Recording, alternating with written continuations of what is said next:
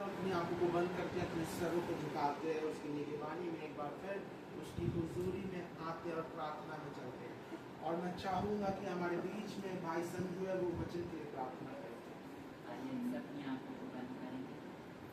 धन्यवाद धन्यवाद धन्यवाद सर्वनाथमान परमेश्वर, तेरा धन्यवाद करते हैं प्रभु आज के सुंदर दिन के लिए, सुंदर समय के लिए। मेरे परमेश्वर की आप एक बार फिर से हम सबको अपने भवन में प्रभु एकजुट करा। धन्यवाद करते हैं प्रभु, बीते दिनों में आपने हमारे परिवारों की रक्षा करी। हम आपका धन्यवाद करते हैं प्रभु। इस जगह को तेरे लहू के बारे में छुपाते हैं प्रभु। तेरे स्वर्गदूत नंगी तलवारों के साथ प्रभु इस जगह तैनात रहे प्रभु, और कोई भी दुष्ट ताकतें प्रभु इस जगह पर उठा ना पाए परमेश्वर। प्रभु हम विनती करते हैं आज के कलाम के लिए प्रभु जी, जो भी कलाम प्रभु आपके दास प्रभु जो देते हैं मेरे परमेश्वर, होने देना प्रभु बोलने वाला वो ना हो प्रभु, तेरी आत्मा उनमें होकर बोलने पाए प्रभु। आज हमसे और हमारी आत्मा से प्रभु आप बात करें प्रभु अपने कलाम के जरिए मेरे परमेश्वर। और खुदावन ये खाली एक रीति रिवाज ना हो परमेश्वर, हम तेरे वचन को बस सुने और घर चले जाए।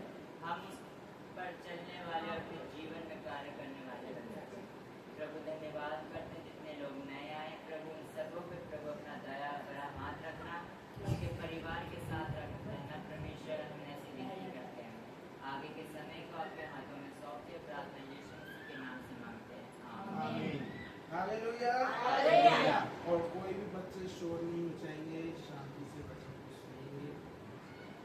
और जो आज का कलाम है वो ज्यादा लंबा नहीं है, छोटा सा है वरन भरपूर है। हालेलुया, छोटा सा है वरन भरपूर है आज का कलाम। और जब हम आज का कलाम हम देखते हैं तो आज का कलाम का टॉपिक है कि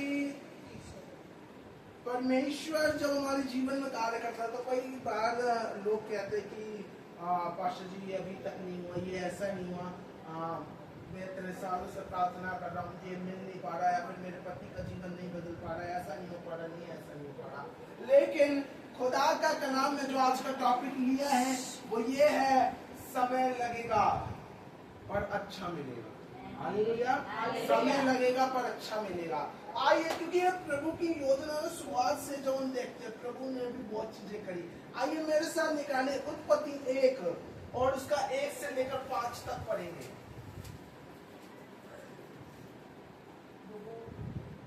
उत्पत्ति 1 और उसका 1 से लेकर 5 तक।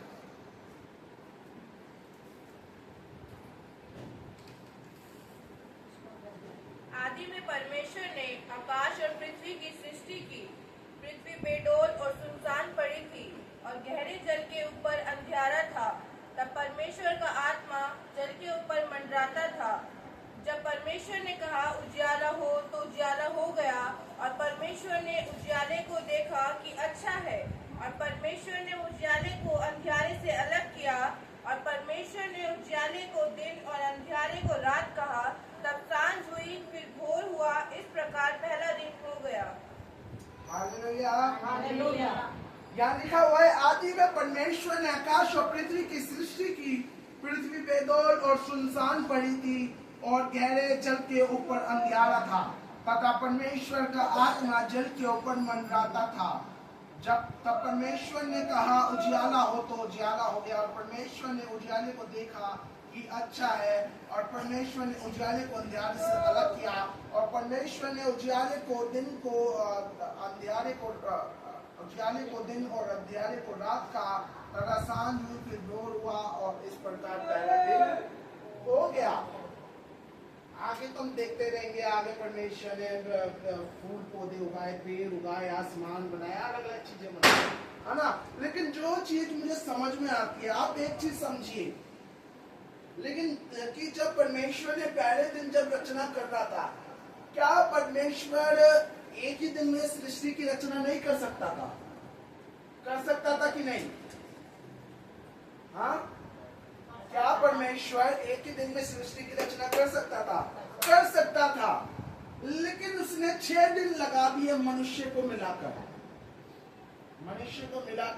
उसने 6 दिन में इस पृथ्वी की क्या की? रचना की। क्यों? उसने पहले दिन सिर्फ एक काम किया, उसने उजियाले और अंधियारे को अलग किया। उजियाले को उसने उजियाले को उसने अंधियारे से अलग किया, और जो रात का जो समय था, उजियाले को दिन और अंधियारे को रात कह के उसकी घोषणा करी। हालेलुया। उसने पहले दिन सिर्फ एक काम करा और दूसरा काम करा, उसने उनका नाम ठहरा दिया। अगर परमेश्वर चाहता तो वो एक ही दिन में रचना कर देता, लेकिन उसने दर बदर समय के साथ साथ अपने दिमाग का धीरे धीरे उपयोग करके उसने इस पृथ्वी को इतना सुंदर रचा जो आज और हम अपने जीवन में देख पा रहे हैं, है ना।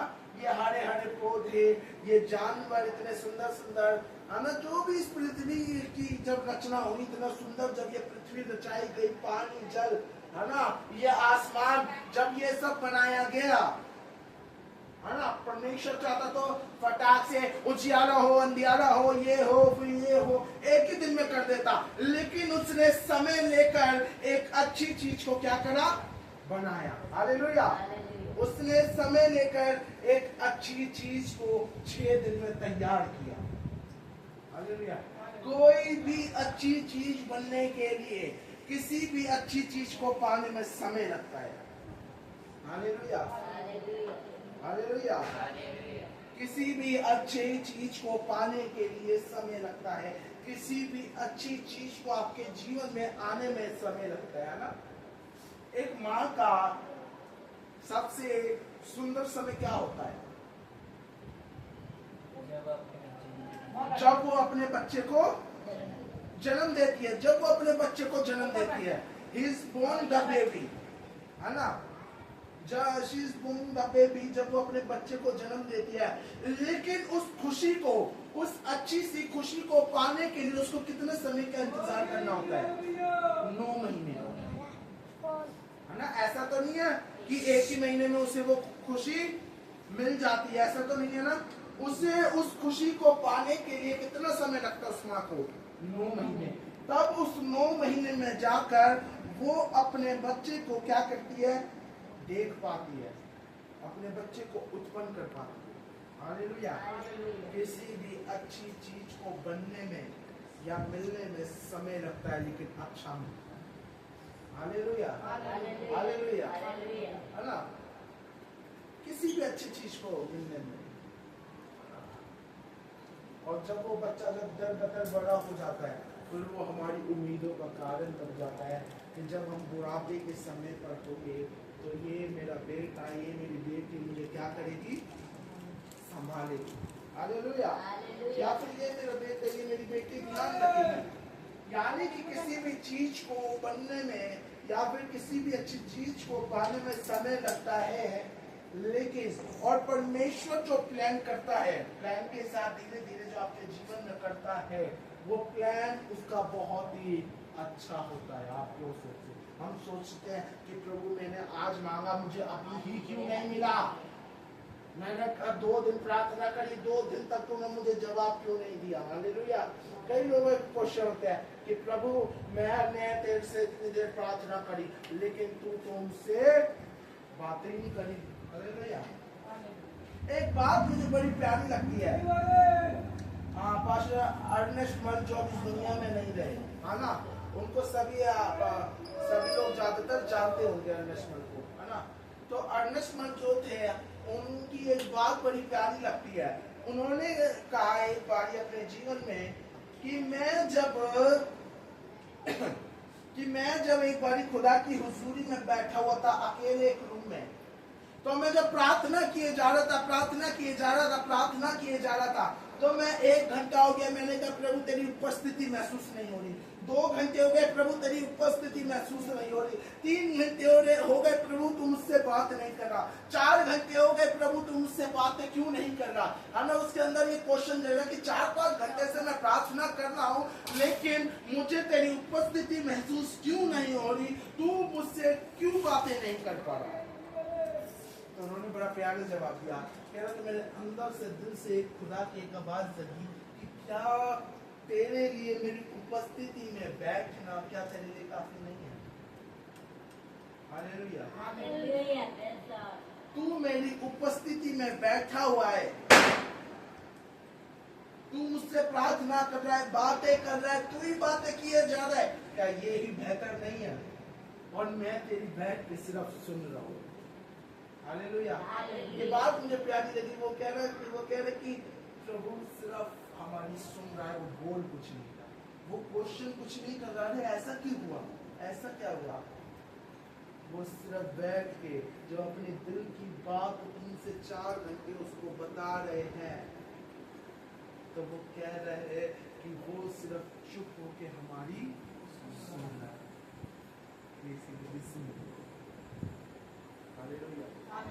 वो कुछ बोल नहीं रहा है, वो सिर्फ अपने दर्द को बहा रहे हैं उसके सामने, तो वो हमारी सुन रहा है। Hallelujah, praise the Lord. वो हमारी सुन रहा है, उसकी उपस्थिति में बैठना हमारे लिए काफी है। हालेलुया।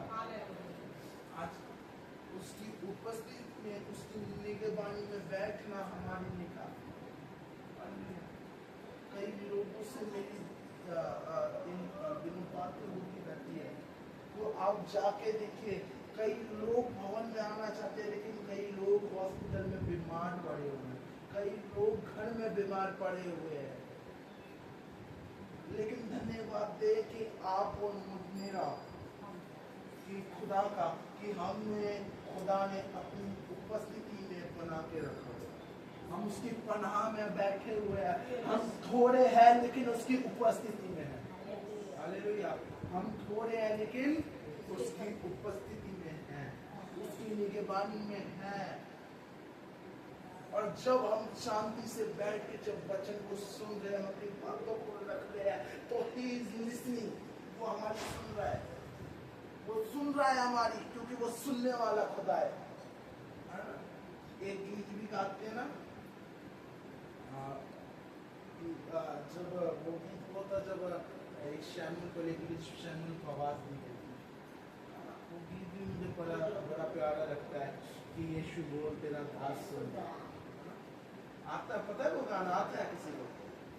यीशु बोल तेरा दास सुन रहा,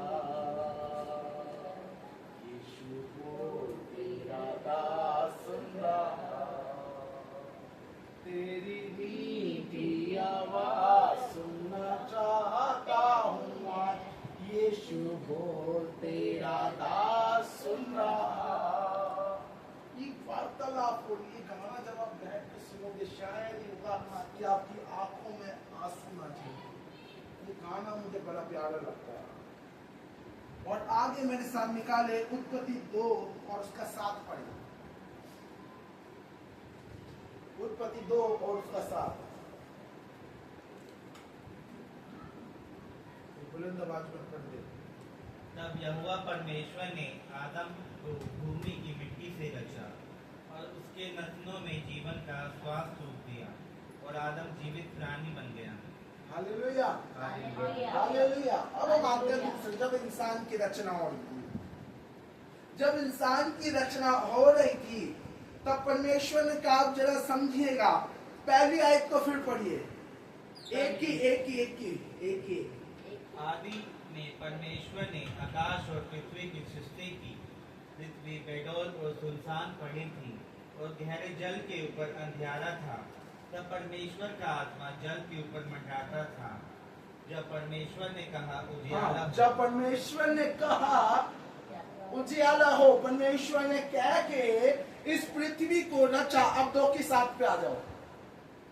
तब यहोवा परमेश्वर ने आदम को भूमि की मिट्टी से रचा और उसके नथनों में जीवन का श्वास फूंक दिया। बस जब इस पृथ्वी को रचा गया, तो कैसे रचा गया? बोल के रचा गया, है ना? कैसे रचा गया? बोल के रचा गया। और जब बारी आती है आपकी और हमारी, जब बारी आती है किसकी? आपकी और मेरी, है ना? तो आप जरा सोच के रखिए कि उसने कहा 2 की 7 में इस प्रकार लिखा हुआ है, तब यहोवा ने आदम को भूमि की मिट्टी से रचा और उसके नथनों में और उसके वचनों में जीवन का श्वास होती है। हालेलुया। हालेलुया। हालेलुया। उसने मिट्टी के जरिए अपनी उस मिट्टी से अपने हाथों को लगा के आपको और मुझे रचा। हालेलुया। हालेलुया। किसकी नाक कितनी लंबी होगी, इसकी नाक कितनी छोटी होगी, इसकी आंखें कैसी होगी, इसके गाल कैसे बनेंगे, उसके हाइट कितनी रखनी है। हालेलुया। आज आप और मैं ये ना देखें कि आप काले हैं कि गोरे हैं कि लंबे हैं, छोटे हैं, मोटे हैं, पतले हैं। परमेश्वर रचने वाला आपका और मेरा खुदा है, और जब उसने हमें रचा है तो बेहतर रचा है। हालेलुया। जब उसने हमें रचा है तो बेहतर रचा है, बेहतर रीति से रचा है, क्योंकि उसने अपने हाथों से रचा है। हालेलुया। और जब उसके हाथों से रचा गया कुछ भी तो वो बेकार नहीं हो सकता, वो बिल्कुल भी बेकार नहीं हो सकता, क्योंकि उसके हाथों से रची हुई चीज कभी भी बेकार नहीं हो सकती। और उसके हाथों से, और उसने उसके नथनों में अपनी श्वास को फूंक दिया। हालेलुया। उसके नथनों में हमारे अंदर जो श्वास चल रही है वो किसकी है? खुदा की। हालेलुया। जब एक आपको रचने से पहले, जब आप गर्भ में रचे जा रहे थे, उस गर्भ में रचने से पहले परमेश्वर ने आपको और मुझे रचने से पहले, उस गर्भ में रचने से पहले परमेश्वर ने ऊपर से आपको रच दिया था। हालेलुया। उसे रच दिया गया था। बच्चों सारे नीचे आ जाओ, जो बच्चे बैठे हैं। हालेलुया। उसको रचा गया। ये बड़ी प्यारी बात मुझे लगती है कि जरा सोच के देखिए कि परमेश्वर ने एक माँ के गर्भ में भेजने से पहले ही आपको और मुझे वहां पर उस आसमानी बाप ने अपने हाथों से रच के भेजा है। हालेलुया। हालेलुया। कि आपकी कितनी अच्छी मूछें आ रही है। हालेलुया। जिनकी मूछें नहीं है आना, उनको परमेश्वर ने सबको अपने उनके अच्छी तरीके से क्या करा है? रचा है। हालेलुया। आपको और मुझे हाथों से रचा है। हालेलुया। बहुत से लोग बोलते हैं ना कि साइंटिफिकली कि पेट में बच्चा जो है धीरे धीरे उसके हाथ बनते हैं, पैर बनते हैं, लेकिन मैं बताना चाहूँगा उस हाथ पैर बनने से पहले आपके हाथ पैर, आपकी नाक, आपका कलर सब ऊपर से रच के आ चुका है। Hallelujah. Hallelujah. Praise the Lord. अब आगे देखेंगे हम मेरे उसी का 2:15 पढ़े। तब यहोवा परमेश्वर ने आदम को लेकर अदन की वाटिका में रख दिया कि वह उसमें काम करे और उसकी रक्षा करे। हाँ, तब पर यहोवा परमेश्वर ने आदम को लेकर अदन की वाटिका में रख दिया कि वह उसमें काम करे और उसकी रक्षा करे। ये वचन मैंने बहुत पहले भी पढ़वाया था। और ये जो काम था वो क्या काम है? मैंने पहले भी बताया था, इसलिए मैंने इस पाठ को रखा। क्या काम है? हाँ, क्या काम था?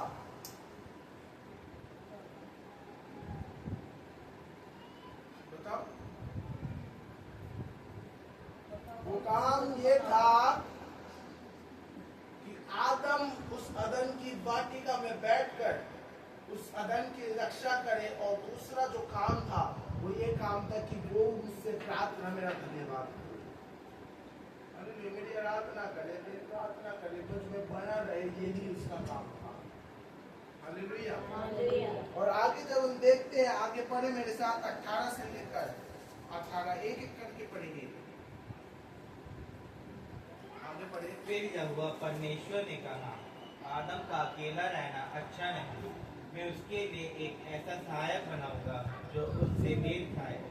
और यहोवा परमेश्वर भूमि में से सब जातियों के बनेले पशुओं और आकाश के सब भांति के पक्षियों को रचकर आदम के पास ले आया कि देख कि ये वह उनका क्या क्या नाम रखता है।